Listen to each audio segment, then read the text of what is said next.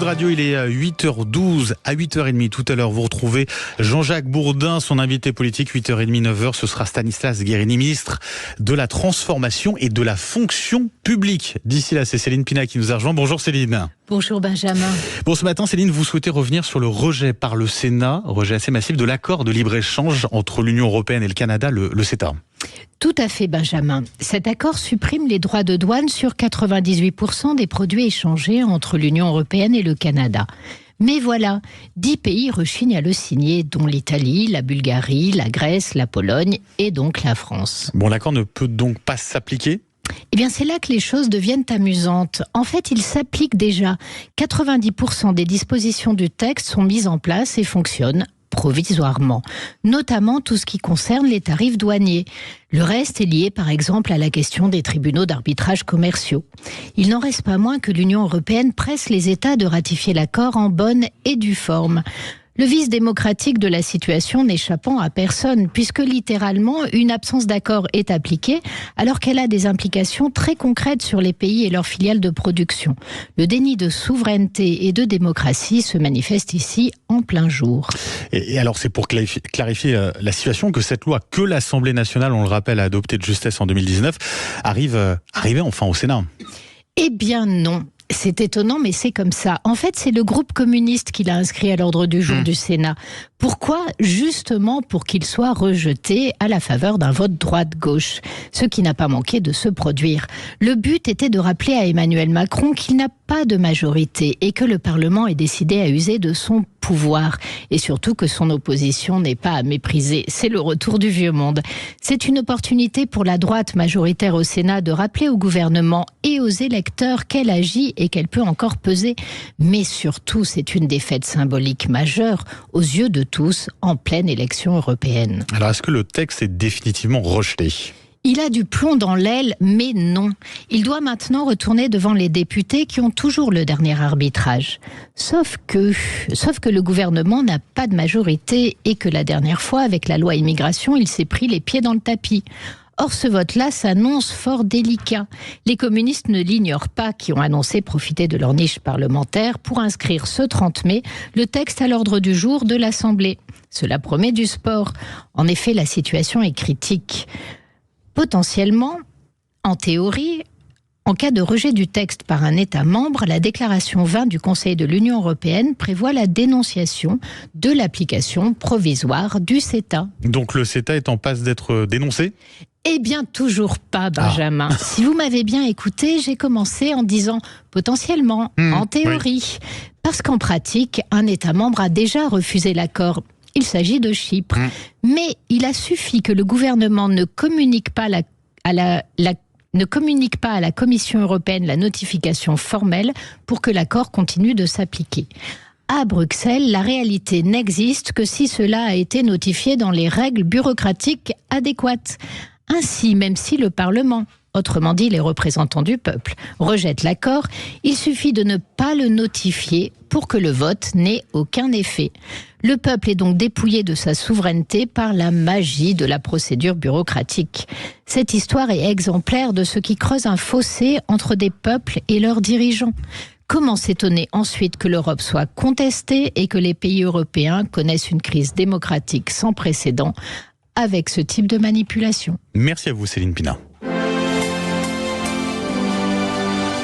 Et Guillaume Bigot vous a écouté. Guillaume, une réaction par rapport à l'édito de Céline Pina, notamment sur cette question du vote du CETA, et puis derrière de la souveraineté vis-à-vis de l'Europe. Elle a parfaitement raison. Je pense qu'on parle de souveraineté, on devrait parler de démocratie, de respect des principes de la République. On peut être pour l'Europe, c'est un choix qui se défend, mais dans ce cas, on piétine la démocratie, on la foule aux pieds, on s'essuie les pieds dessus, il n'y a plus de démocratie. Faut être clair, parce que là, on parle de ratifier des accords, mais c'est vraiment d'abord en bout de chaîne. Il faut rappeler que la négociation a lieu dans le secret des salles de réunion avec la Commission européenne, donc avec des gens qui ne sont pas élus, qui ne rendent aucun compte devant les peuples. Et ces négociations, ensuite, elles sont mises en œuvre.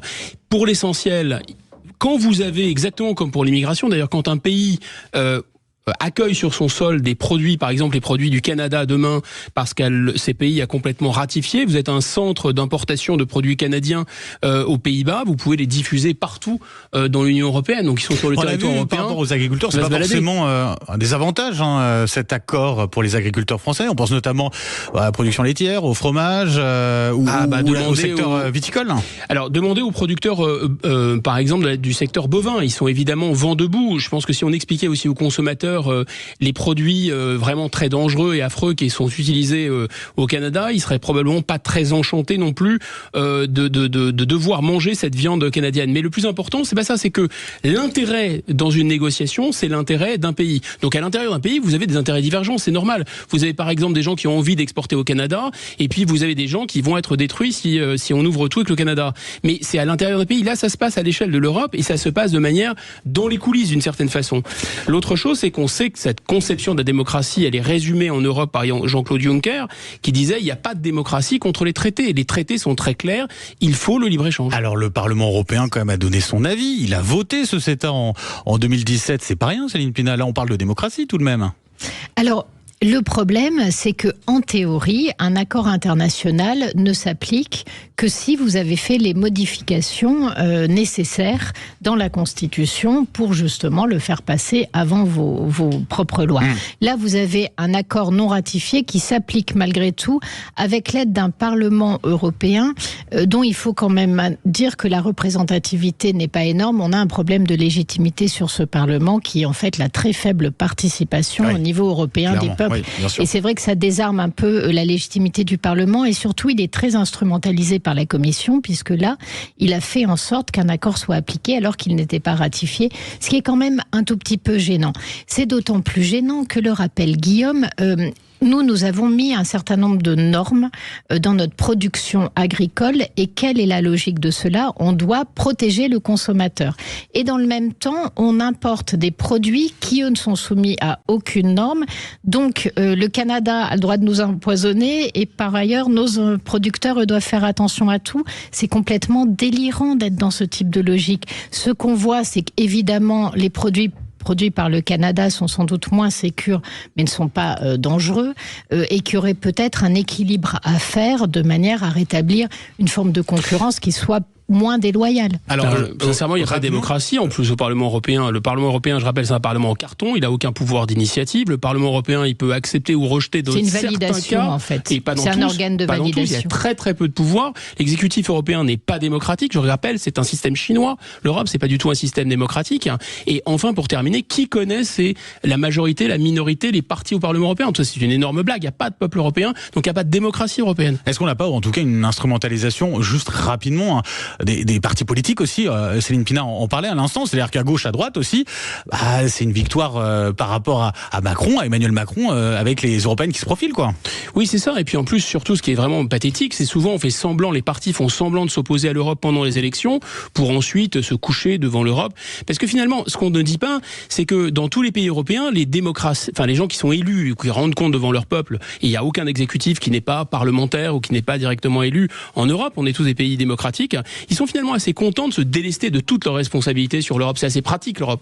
Oui. Mais ce qui est intéressant, malgré tout, de façon très rapide, c'est que aujourd'hui, l'opposition utilise très bien les pouvoirs du Parlement et est en train de montrer et de réagir sur le fond, et en train de faire un vrai travail politique. Et ça, c'est intéressant. Céline Pina, Guillaume Bigot, vous restez avec nous. On revient dans un instant pour Dites-le franchement. Et puis dans la foulée, 8h30, vous le savez, vous avez rendez-vous avec Jean-Jacques Bourdin, son invité politique, Stanislas Guerini, ministre de la Transformation et de la Fonction publique.